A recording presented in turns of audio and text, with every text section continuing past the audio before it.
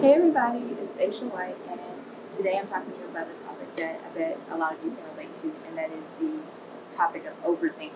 I know as of late I've found myself doing a lot of it, and I know that there are different activities I usually lean on in those moments of overthinking to just kind of calm my mind and put me in a better mood because when you overthink, a lot of the times it leads to panic and um, mentally you don't feel well, but then a lot of the times that can lead into or manifest into like more physical things, and you end up feeling horrible, like in your body, you could be in pain or whatever it is. And if we want to try to avoid that to the best of our ability, then we have to place that energy somewhere else.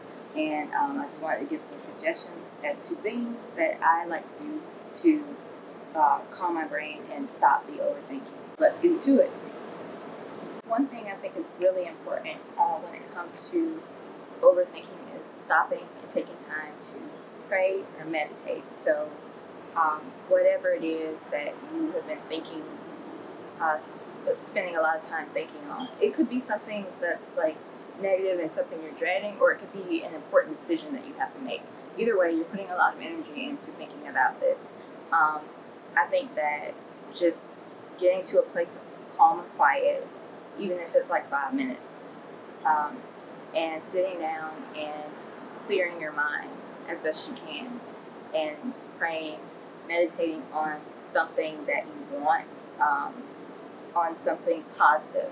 It doesn't have to be something um, physical, it can be peace of mind, and concentrating on the peace of mind that you want to reach, and maybe how to go about that, and praying about it and asking for it. And pursuing that.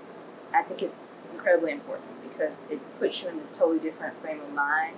It can calm you down and ultimately just kind of put you in a better mood. You feel better and you can move forward. You still have to face the reality of whatever is going on in your life, but if you can approach it in a different way rather than having all that brain clutter, then I think it definitely helps. I know it helps me. So maybe starting your day with it, when you wake up and starting with prayer, or definitely ending your night. And I mean, there's no limit on when and where you can do it. And so if it's middle of the day and you need that to ground you, then I suggest doing that also. And I think when I'm channeling my energy into something, I'm not necessarily aware of it at the moment that I am doing that in order to settle my mind. It's just maybe something that I enjoy doing. And then after that, I realized, oh wow, that period of time I was not thinking of whatever it was that was stressing me out, or whatever it was that I was spending a lot of time thinking about. Writing poetry. Here and there, I write random poetry that never saw the light of day. Like no one saw the poetry that I wrote over the course of years.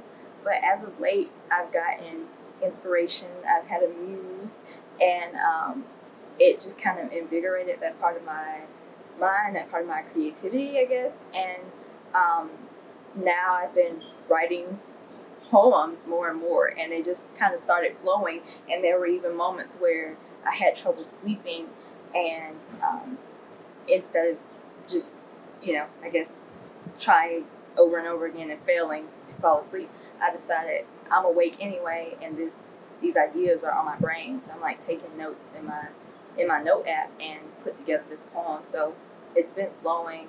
I actually have one of them I decided to publish on my blog. So if you go to my blog, which is over on my on the About tab, you can get to my blog and see the poem that I wrote. But I was talking about that idea on social media, and someone asked, like, well, would you be willing to share it? And I was like,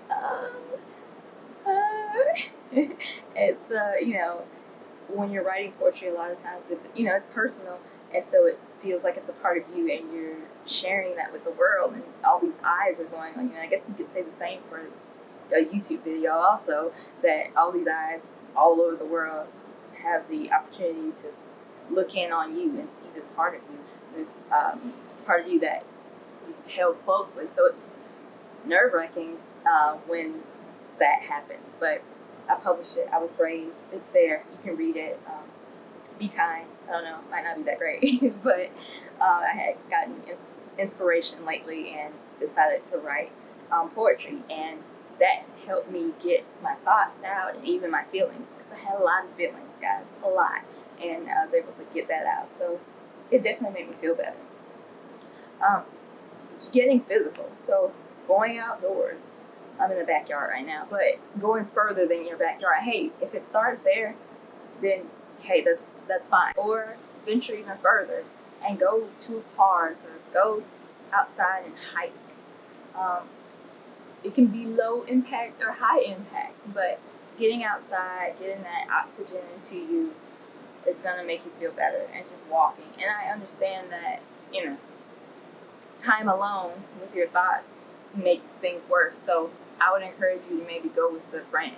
Go walk with a friend. As y'all walk, then talk about topics that aren't what you have been dwelling on. Or if you really have had no other outlet, then feel comfortable expressing your thoughts and getting them out aloud. I think that a lot of times that helps to say it aloud, whatever it is, what was in your mind. You hear the words coming out. And sometimes, and this is not dismissing anything that you feel, but there are times when there are thoughts going in your head, and when you say it aloud, then you realize that, like, wow, maybe that's not true. These things that I'm thinking, or if it's going a negative way, or maybe I should think of this from a different point of view. And it just allows you to get it aloud and have another person present and have them see offer their perspective also. So I think that can help a lot. Just to get outdoors, to be feeling better physically, and then also to be talking to somebody about it, or talking about a completely different topic, something lighthearted that makes both of you all laugh. Speaking of laughing, I like to find my some of my favorite television shows, even if it's going on Twitter and finding comedians, people that I know tweet silly things all day long. I know that I can go and just zone out a little bit and spend some time laughing, and that is always going to make me feel better. Whatever it is I've been thinking about, just pushing that aside for the moment and spending time laughing. Like, it's so much fun, and I think everybody does it. Everybody looks forward to being able to laugh. Like, who doesn't? I don't know anybody that doesn't have a sense of humor. I don't think. I hope that person doesn't exist.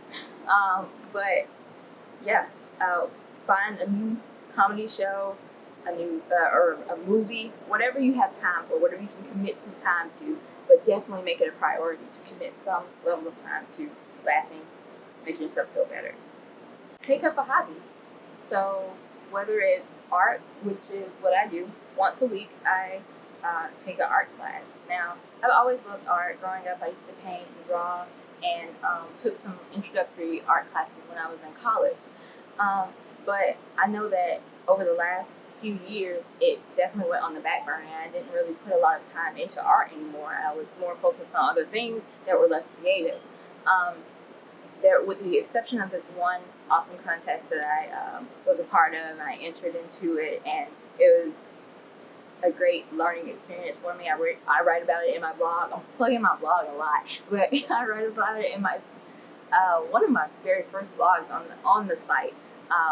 But it's about this art contest and speaking to this artist who's my fave. His name is Rick Lee. You can find him. He's an illustrator on Instagram, and I just love the art that he creates. So anyway, I reached out to him for some suggestions, and I tell the story of that in the blog. It's a big side note. Anyway, once a week I take art classes, and it's been wonderful. It's 2 hours of sitting down in a classroom with a lovely instructor and lovely people in the class, and I get to focus on what is in front of me, the art that is in front of me. And we're learning about, color theory, and just there's methods to creating the art. And so you have to focus in order to create what you want and get the intended result. Because if your mind's somewhere else, then you can easily mess up, and just it won't go the way that you want. And so it's 2 hours of focus that I have to take, and it's always so much fun. It's nice talking with the people and learning more about them, but then the activity itself, it's something that makes me so happy.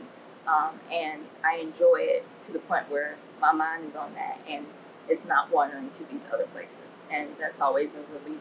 And so I find that for me, I have to schedule time for myself, or else I won't really take it. And one day kind of runs into the other a lot of the time. So sometimes you just have to be stern with yourself and go, hey, I need to schedule time for myself, schedule time for fun, for me to feel better. And those 2 hours every week works out well.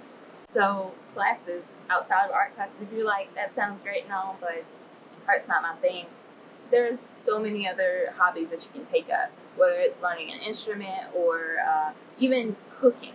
So maybe find a recipe that looks interesting to you and duplicate that and make it at home. Go on YouTube. There are so many tutorials for all kinds of dishes, whether you're a baker and you need those precise measurements, or maybe you like to mix things up with your own flair when it comes to ingredients that you use. But I think it would be a lot of fun. I know I've made things before. I like making gifts for people and baking for them sometimes, just giving to people. And it can be fun when you get a chance to be creative and kind of figure things out in the kitchen. And so I suggest that. Or if you're like, no, once again, not my thing, you can go. There are places like nearby, near where I live, where there's an instructor and they're cooking the meal, but they're showing you how they do it. So you can go back and duplicate it at home. They give you the recipe, and it like takes away the fear because you've seen someone do it. I'm a super visual learner, and a lot of people are. And maybe reading recipes from a book, trying to replicate that, I might have a little bit of trouble doing. But if I can see someone preparing it and see the way that they do it, and then go home with that instruction, with the recipe, then I think that it works out much better. And that might be the case for you. So I think that's awesome and it's fun. But cooking, art, instruments, whatever it is, whatever interests you, take up a hobby. I think it would be fun. Well, there's even photography. So whether you have a DSLR or you just have your phone, you have an awesome camera on your phone. If you've got some sort of modern phone, I like to make lists or think of things that I would like to have a photo of. And it might be simple things like flowers in a garden. And you go get real close with your camera and take photos of it. And then you can send it to people that you love. You can stare at it all day and allow it to make you feel good. Or I like to take photos and then make them my home screen on my phone. And I stare at beautiful things all day. Like, why not? And so just having that, and that's something you can take with you and have it right there in front of you and look at it when you need something to kind of make you smile, or you're in the middle of something stressful, it'll help you smile. Some people are fans of retail therapy. That's good and well, but that can get expensive. So window shopping is a thing too. And it's fun to do things like try on shoes. Go try on some heels or sneakers or whatever you prefer. And those are something that I know sometimes when you're overthinking, maybe you're overthinking about your weight and the way you look. And it doesn't always feel great to go try clothes on because you end up pointing out all your insecurities. So I think shoes can never really fail you, and you can try on all kinds of shoes. And if you're in heels, kind of show off your leg in heels, because it always elongates the leg and it makes you boost your confidence a little bit. And you're like, okay, I like my legs in heels. But that's always fun to do. Trying on jewelry, those are things that typically don't change in size, and so you don't really have the room to feel super insecure about it unless that's a whole nother topic for a whole nother day. But retail therapy without the price tag. So I think that's a great option too. Although I tend to get impatient when it comes to shopping. So it's like I have to make up my mind that is something that I want to do that day, because I hate shopping. I do. I really do. So music. Everyone has music that makes them feel different ways. Depending on the genre and the topic of the song, you can feel happier or you end up crying from sadness. But if you want to clear your mind and stop the overthinking, first things first, don't play music that is related to your issue. because you're gonna align yourself with that, and it'll be like the song's about being heartbroken, and you're like, I sure am heartbroken, and you start crying, and it makes you feel worse. So find something that's the opposite, that's about happiness, or you moving forward with goals, or something just like a song about nature, something that's not related to whatever the negative feeling is that's making you feel bad. Like straight away from that. And I love listening to music with headphones on because you hear these intricacies and things that you might miss. Listening to it on the stereo or in the car, there's a different sound, and you hear all the subtleties in the change of music when you have your earphones in. It feels much more intimate. I like to just kind of lie there and listen with the earphones on, in silence around me, with earphones on and the music turned up. Or listening to the record player,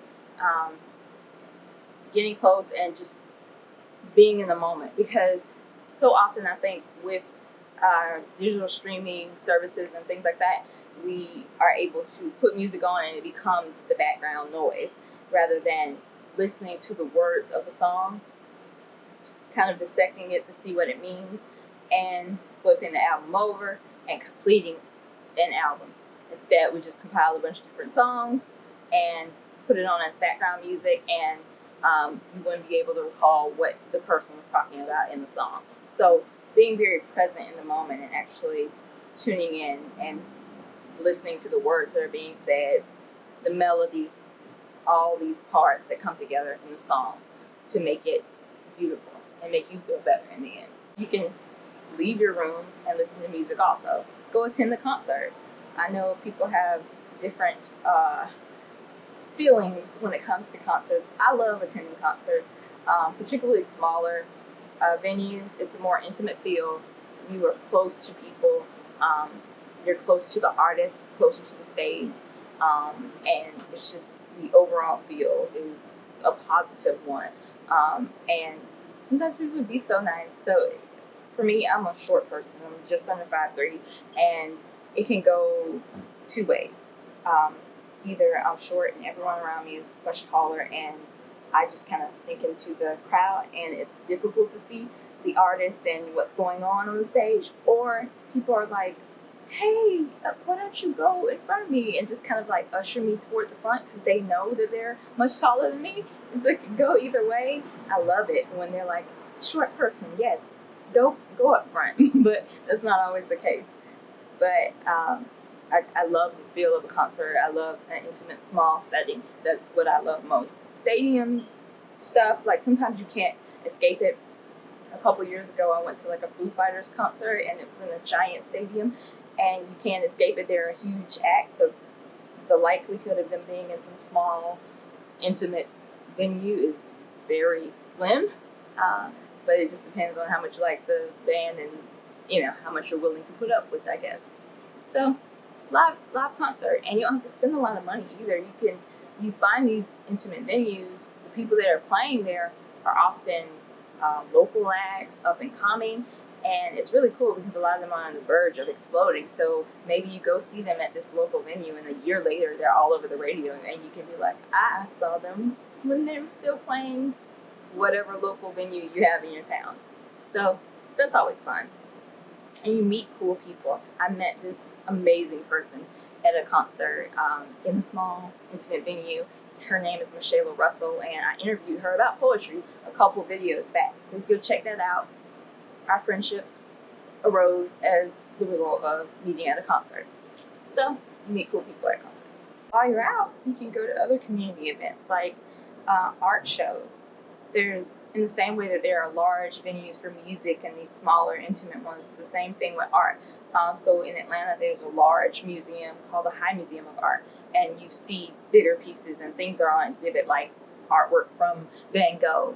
Whereas when you go to these smaller art exhibits, then you come across local art or people from out of state, but they just are on another circuit, on another wavelength with their art, and they're touring, and they do art shows, and there's drinks and food, and the artist talks about their work. And then at the high, they have these cool series where they do jazz. So whatever is of interest of you, just seek it out, look it up online, and then get out there, be of interest enough to try these new things, or if you've done them before, go find something different to do. If you've been to one museum, don't keep going there, maybe try something else.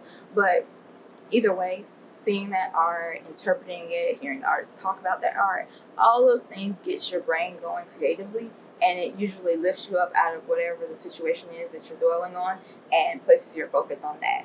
And so art in all its different forms, whether we're talking about music or painting on a canvas, it's able to transfer you from one place to the other. And so it's super effective. It has been so effective with helping me to not overthink. So I suggest that to you.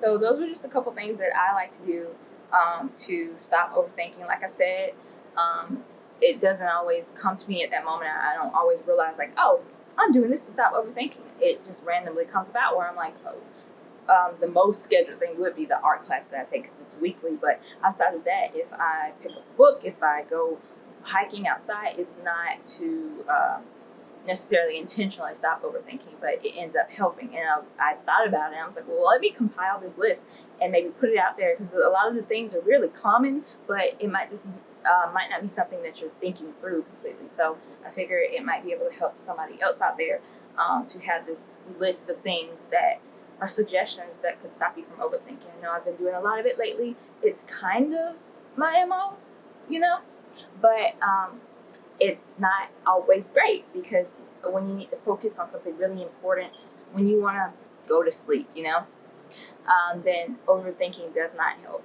So I wish you well. I hope that you stop the overthinking, or at least calm it for a moment. And I hope that these tips were helpful to you. Thank you so much for watching. I want to say hello, a big hello to my OG subscribers, but also to my new subscribers. Thank you so much for taking time to sit down, watch my videos, listening to my ramblings. I hope that it's been helpful. I hope that it's been entertaining in some sort of way. And stick around for more content related to communication. I talk about becoming a better communicator, different ways that I try and approach it myself, but then also if it's something that I have not personally experienced myself, I figure that other people can speak to it, and so I reach out to people that I know, people that I admire, and ask them to speak to their experiences when it comes to communication overall. So I have a whole playlist dedicated to that. Smart, beautiful, fun people. I interview them about communication in all its different forms. So keep your eye out for more content related to this. Thank you so much. Like this video. If you like it, give it a thumbs up. Comment. I'd love to hear your feedback. Reach out to me. Let me know if you have any suggestions for topics, anything that you would like to see tackled. Thank you so much. See you next week.